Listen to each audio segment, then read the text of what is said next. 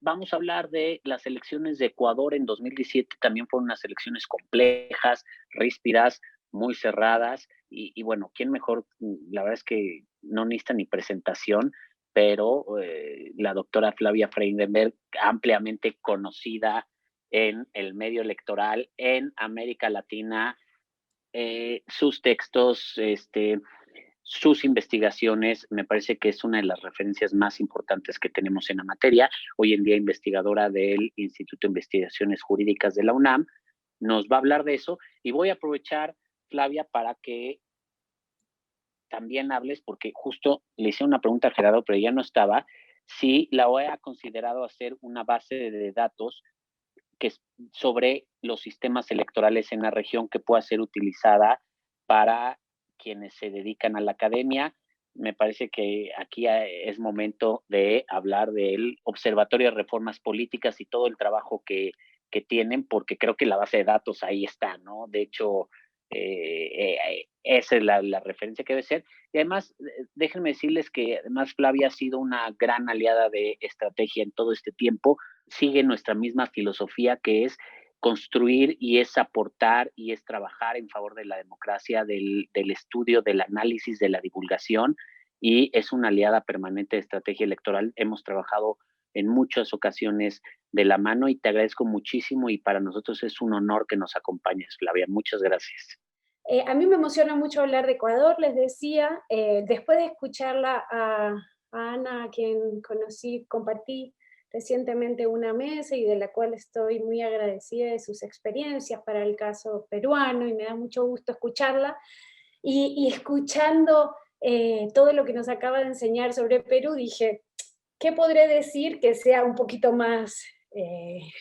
emocionante de todo lo que ha vivido Perú estos años? Y los años de Ecuador también han sido muy interesantes. En esta elección del 2017,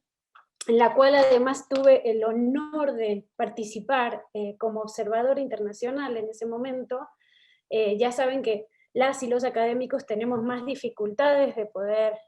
participar en las misiones de observación, porque normalmente se invitan a miembros de los organismos electorales, pero yo en ese momento tenía la oportunidad, tuve la oportunidad de ser invitada en la gestión del doctor Pozo, que en ese momento era presidente del Consejo Nacional Electoral, a quien siempre le estaré agradecida por la oportunidad que me dio de él y su equipo, de poder ver la elección desde las entrañas, ¿no? Normalmente los académicos vemos las elecciones desde la,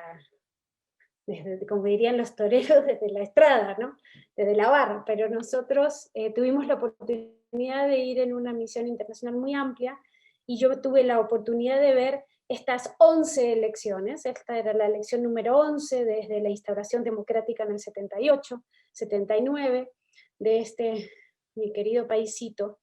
en donde las características sistémicas del sistema político eran bastante diferentes de lo que históricamente nos tenía acostumbrado el país.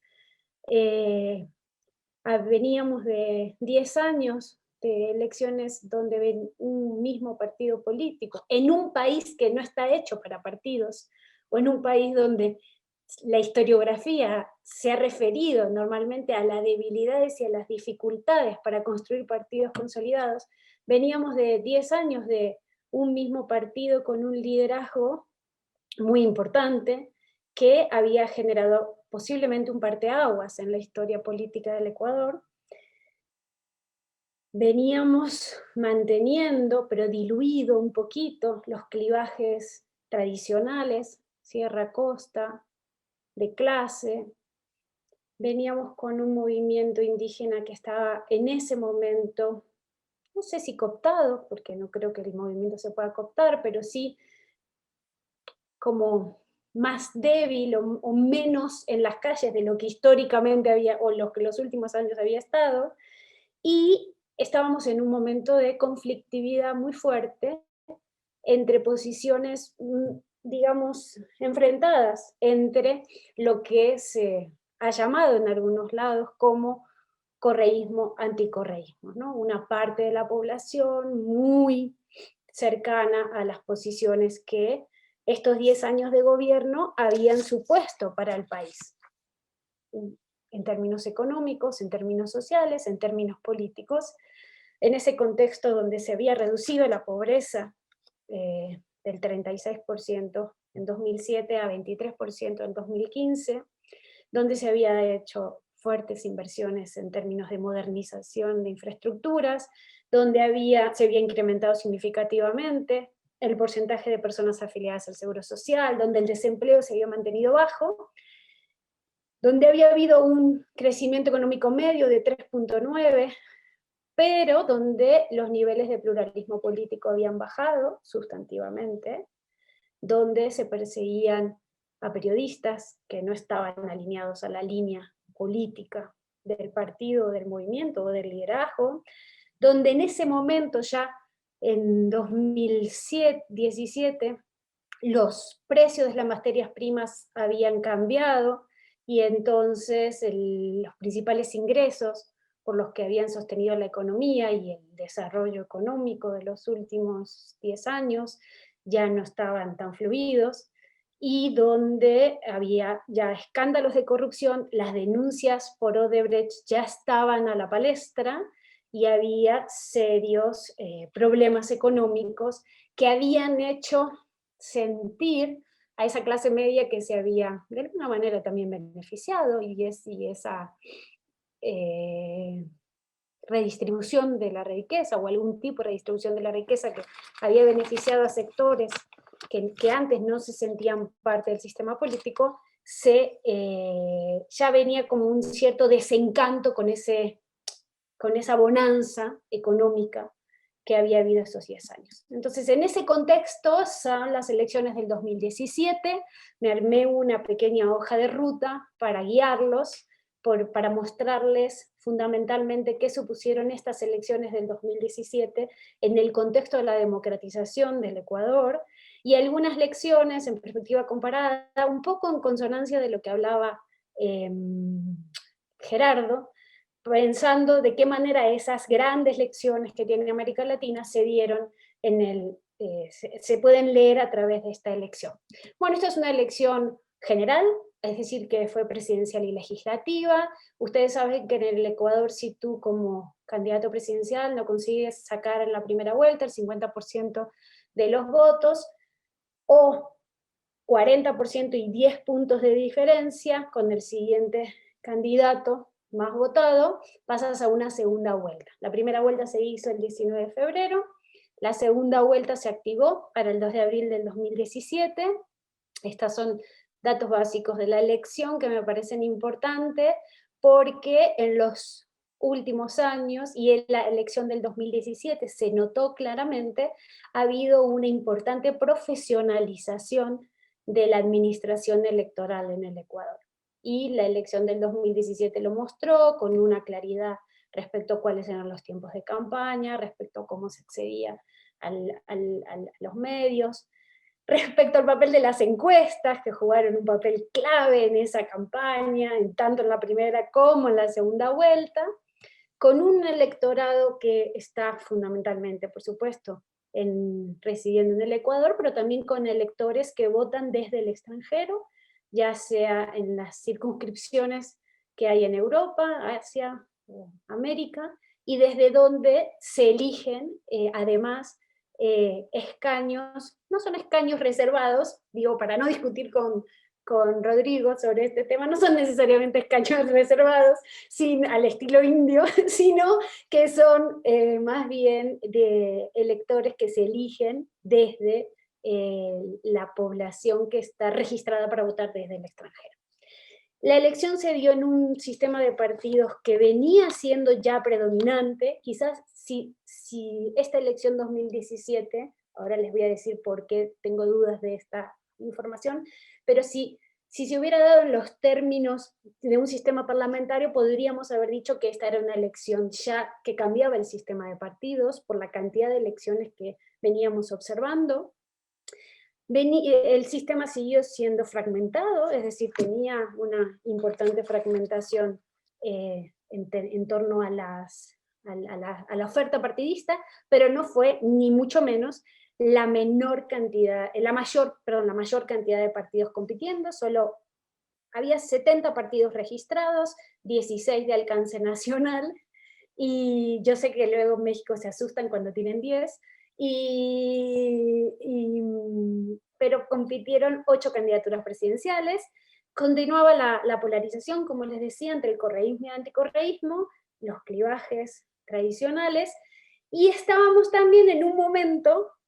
y esto lo discutí siempre mucho con mis queridas colegas Julieta Suárez-Cabo y con Janina Welf, de la institucionalización de los partidos nuevos. En este caso, los principales partidos que competían en el Ecuador, sobre todo los predominantes, eran partidos nuevos que ya se habían consolidado. Entonces, ¿cuándo un nuevo deja de ser nuevo y pasa a ser un partido tradicional? Porque en el Ecuador esa línea de tensión fue importante para entender la competencia partidista. Esta elección, les decía, se generó en términos generales de manera pacífica, aunque en algunos momentos, sobre todo cuando se dieron los resultados, surgieron, tanto en la primera y sobre todo en la segunda vuelta, surgieron dificultades de aceptabilidad de los resultados que supusieron protestas sociales, violencia política en torno a los resultados, y un punto importante que retomaré al final: baja judicialización del proceso electoral. Las candidaturas exclusivas, mayoritariamente masculinas, eso es algo que para la siguiente elección de febrero se intentó modificar en una reforma electoral, que luego volveré sobre ella, pero están las principales fuerzas que han cruzado la competencia en los últimos años, destacando en esta elección de 2017, la candidatura del que sería el candidato del presidente, del expresidente Correa, que estaba en el poder, que al no poder participar como candidato, a pesar de haber intentado influir en que se cambiaran las reglas de juego, no consiguió reelegirse. Puso a su candidato, que había sido su vicepresidente, Lenín Moreno, y le puso como vicepresidente a un incondicional de él, Jorge Glass, y por el otro lado la candidatura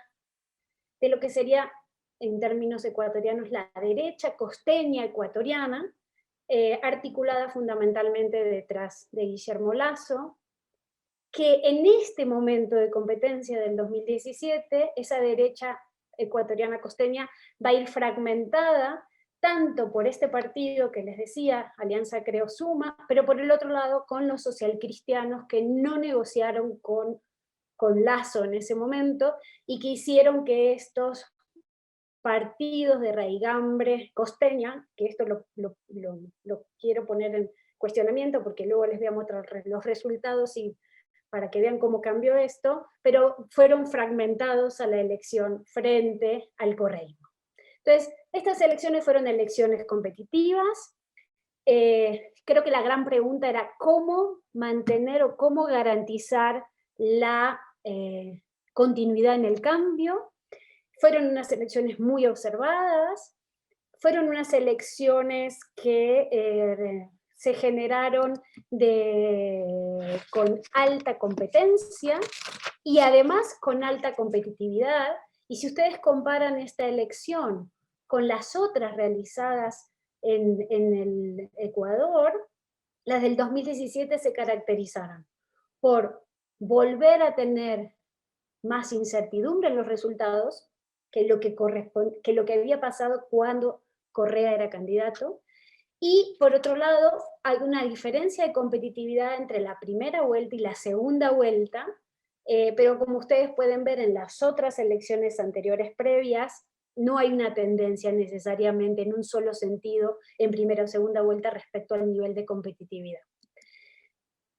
Les decía que los partidos costeños de derecha participaron en la elección, sobre todo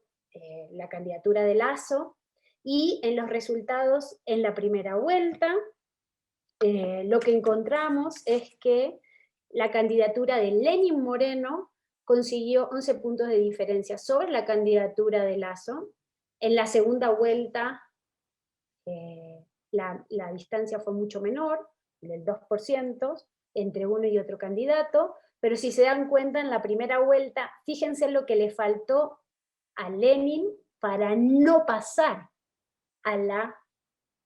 segunda vuelta. Si esto hubiera sido 40 puntos porcentuales, se hubieran dado los 40 más los 10 puntos de diferencia, y entonces se hubiera evitado la segunda vuelta. Lo que ocurrió es que esto no fue así, se fue a la segunda vuelta, y fíjense cómo los resultados dieron un triunfo a Moreno del 2.3 de diferencia sobre Lasso. Moreno ganó en 11 de las 24 provincias, Lasso ganó en 13 de las 24 provincias, de la primera a la segunda vuelta Lasso consigue 2 provincias más, pero Moreno y el proyecto correísta gana en las provincias de mayor población, por tanto consiguen maximizar sus beneficios. El resultado fue muy reñido, no tanto como los que venían siendo antes, pero muy reñido en sí.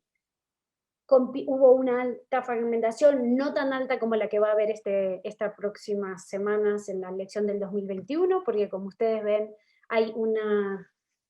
se duplica la cantidad de candidaturas para la elección de febrero de 2021, se mantiene la fragmentación en términos del número de ofertas, pero un poquito más alta que lo que venía siendo hasta ese momento. Es que de alguna manera, aunque gana el partido que estaba en el poder, gana el incumbent a través de un delfín, se gana la mayoría en el Congreso, aunque con 22 legisladores menos de los que había, 23 legisladores menos de los que había antes. Esa diferencia la recoge Lasso, pero lo más interesante, por lo menos en términos de lo que a mí me gustaría resaltar de esta cuestión, es que aunque gana el partido en el poder, se consolida en ese sentido el proyecto del correísmo, lo que vas a tener es un partido en el gobierno con un presidente del mismo partido, por lo menos a los primeros meses. Eso es lo que da de resultado la elección. Esto luego va a cambiar y ahora les cuento por qué, pero la polarización se mantuvo. Se incrementa la fragmentación y se aumenta la polarización. El día de la elección pasan cosas muy interesantes, sobre todo en la segunda ronda. No hay aceptabilidad de la derrota. Lasso no acepta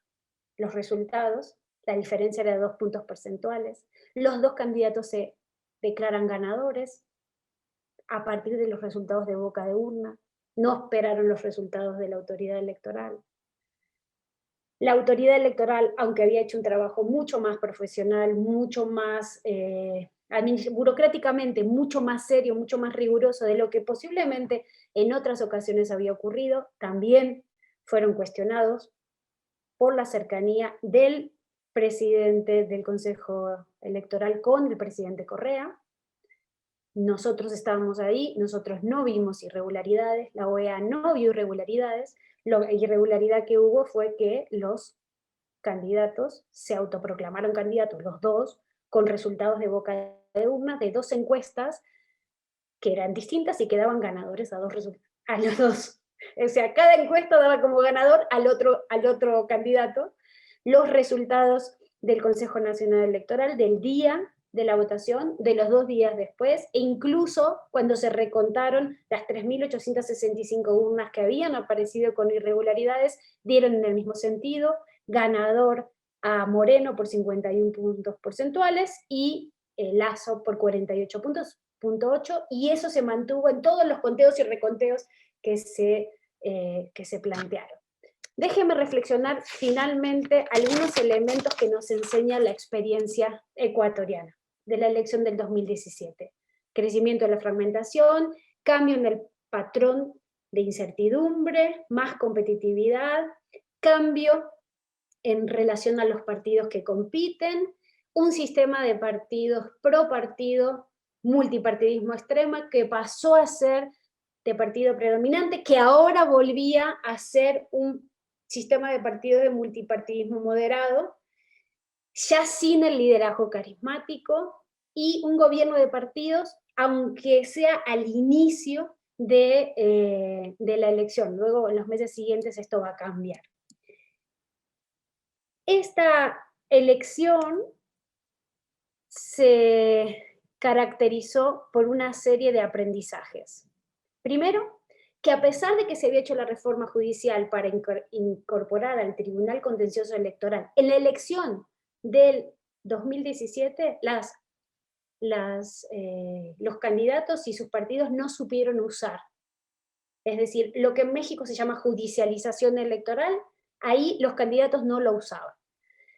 En la misión de observación, los candidatos venían y denunciaban, y los miembros de la misión les decían, y recuerdo varias anécdotas en ese sentido, vayan y hablen y presenten las denuncias en los mecanismos institucionales. Y los candidatos los miraban y decían, eso no sirve para nada, no vamos a presentar, y no presentaron. En el informe de la OEA de las elecciones 2017 está la misma apreciación. Es decir, debilidad en el uso y en el conocimiento de los mecanismos institucionales. Una oposición que prefería los medios y las calles antes que los mecanismos institucionales para denunciar lo que ellos consideraban, que luego se demostró que no era así. Una elección que supuso el triunfo de la Revolución Ciudadana, pero ya con señales de desgaste. Una elección que puso en discusión la posibilidad de que un líder carismático deje sucesor. Como decía mi maestro argentino, los líderes carismáticos nunca dejan a sucesor. Por unos momentos en la elección del 2017 parecía que sí, parecía que un líder carismático podía dejar sucesión. Y termino señalando que en el caso ecuatoriano del 2017, la experiencia muestra que las instituciones pueden fortalecerse, que los cambios pueden venir del electorado. En este caso se mantuvo la continuidad de un proyecto político que luego cambió de matiz por el conflicto entre el delfín y el líder carismático, que los partidos pueden fortalecerse y también se pueden debilitar, pero que las cosas pueden cambiar, y la experiencia ecuatoriana así lo muestra, y finalmente que uno de los elementos claves, y cierro como empecé, para que las instituciones funcionen, es el comportamiento de las élites y el comportamiento de la ciudadanía. Y en el caso ecuatoriano, las élites en la elección del 2017, en algún momento, en algún punto, pudieron llegar a ser mucho más irresponsables de lo que fueron. En algún momento hubo un punto de cohesión. Lasso nunca reconoció que había perdido, ni siquiera cuando el Consejo Nacional Electoral, 15 días después, reconoció que el ganador había sido Moreno. Y en ese escenario vamos a las elecciones de febrero, que han sido, al contrario de las elecciones del 17, extremadamente judicializadas. Los actores ya aprendieron a hacer, no sé si Arturo estuvo enseñando cómo se usaban las instituciones judiciales en el Ecuador recientemente, pero allá, porque se copió el modelo mexicano, ¿no? La reforma anterior fue muy similar a lo que ya existía aquí. Continúa el esquema de polarización política, de escándalos de corrupción, de movilización social, de crisis económica, de pujas distributivas, y en esta elección de febrero se van a poner en práctica varias de las reformas al Código de la Democracia, entre ellas, para mí, una clave, el cambio, el cierre de las listas, querido Arturo, nuestra gran discusión de hace años, porque se dieron cuenta que abrir las listas y poner el voto preferencial colapsa los sistemas de partidos. Y si quieren conocer más sobre los sistemas electorales en América Latina, la OEA tiene un proyecto ya, que es el Observatorio de Reformas Políticas de América Latina, que pueden entrar, está en la página web, reformaspoliticas.org, y ahí tienen toda la revisión de las reformas electorales que se han hecho en América Latina desde 1978 hasta la actualidad, y que actualmente lo coordinamos desde el Instituto de Investigaciones Jurídicas de la UNAM. Muchísimas gracias.